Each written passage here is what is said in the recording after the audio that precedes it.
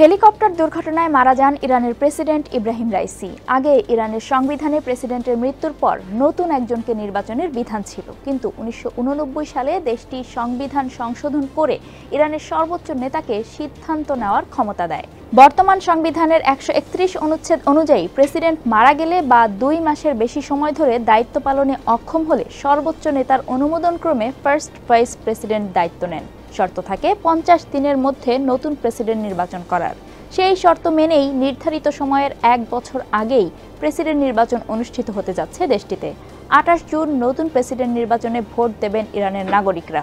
এই নির্বাচনে প্রেসিডেন্ট পদে প্রার্থী হিসেবে নাম নিবন্ধন করেছিলেন 80 জন, যাদের মধ্যে মাত্র 6 জনের প্রার্থিতা অনুমোদন করে দেশটির আলেম ও আইনবিদদের নিয়ে সর্বোচ্চ নেতা আয়াতুল্লাহ আলী খামেনির তত্ত্বাবধানে গঠিত প্যানেল গার্ডিয়ান কাউন্সিল। দেশটির প্রেসিডেন্টও এই গার্ডিয়ান কাউন্সিল ও সর্বোচ্চ নেতার কাছে জবাবদিহিতে বাধ্য।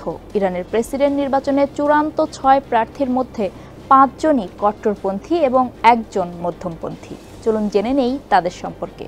সঙ্গে আছি আমি রুকাইয়া জহির।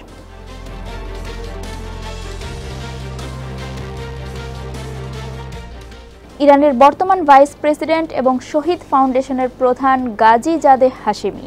তিনি একজন কট্টরপন্থী রাজনীতিবিদও। 2021 সালের প্রেসিডেন্ট নির্বাচনেও প্রতিদ্বন্দ্বিতা করেছিলেন তিনি। পেশায় নাক কান গলার সার্জন 53 বছর বয়সী হাশেমি। এর আগে তিনি 4 বার সংসদ সদস্য হিসেবে দায়িত্ব পালন করেছেন।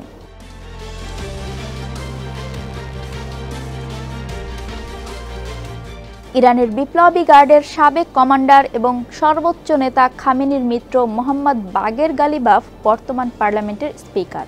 62 বছর বয়সী কট্টরপন্থী এই নেতা এর আগেও 2 বার প্রেসিডেন্ট প্রার্থী হয়েছিলেন। একবার তিনি ইব্রাহিম রাইসির পক্ষে অবস্থান নিয়ে প্রার্থিতা প্রত্যাহার করেন। তেহরানের মেয়র হিসেবে রেকর্ড টানা 12 বছর দায়িত্ব পালন করেছেন গালিবাফ। মেয়রের দায়িত্ব নিয়েই 2009 সালে তেহরানের রক্তক্ষয়ী অস্থিরতা দমনে সাহায্য করেছিলেন তিনি।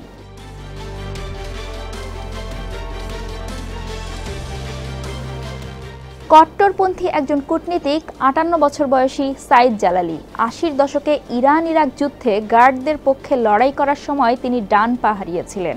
রাষ্ট্রবিজ্ঞানে পিএইচডি করেছেন জালালি। 2007 সাল থেকে 5 বছরের জন্য সুপ্রিম ন্যাশনাল সিকিউরিটি কাউন্সিলের সচিব হিসেবেও দায়িত্ব পালন করেন তিনি। 2013 সালে সাবেক এই উপপররাষ্ট্রমন্ত্রীকে এক্সপিডিয়েন্সি কাউন্সিলের সদস্য নিযুক্ত করেছিলেন খামেনি। স্বয়ংক্রিয়ভাবে প্রধান পারমাণবিক আলোচক জালিলি প্রেসিডেন্ট প্রার্থীও হয়েছিলেন একবার।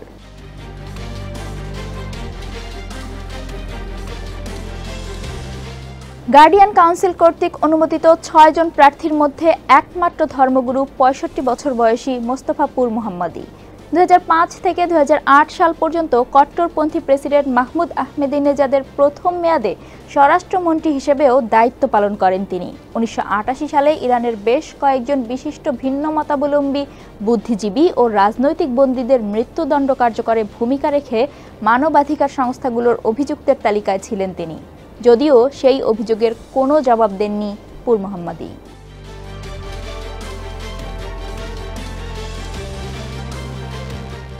59 বছর বয়সী আলী রেজা জাকানি 3 বছর ধরে তেহরানের কট্টরপন্থী মেয়র হিসেবে দায়িত্ব পালন করেছেন। 2013 ও 2017 সালে প্রেসিডেন্ট পদে প্রতিদ্বন্দ্বিতা করার জন্য অযোগ্য ঘোষণা করা হয় সাবেক এই আইন প্রণেতাকে। তবে বিপ্লবী গার্ডের একটি সহযোগী বাহিনী বাসিজের মাধ্যমে রাজনীতিতে প্রবেশ করেন তিনি। এর আগে 4 বার সংসদ সদস্য হিসেবেও দায়িত্ব পালন করেছেন জাকানি। রাইসিকে সমর্থনের জন্য তিনি 2021 সালের প্রেসিডেন্ট নির্বাচন থেকে প্রার্থিতা প্রত্যাহার করেছিলেন।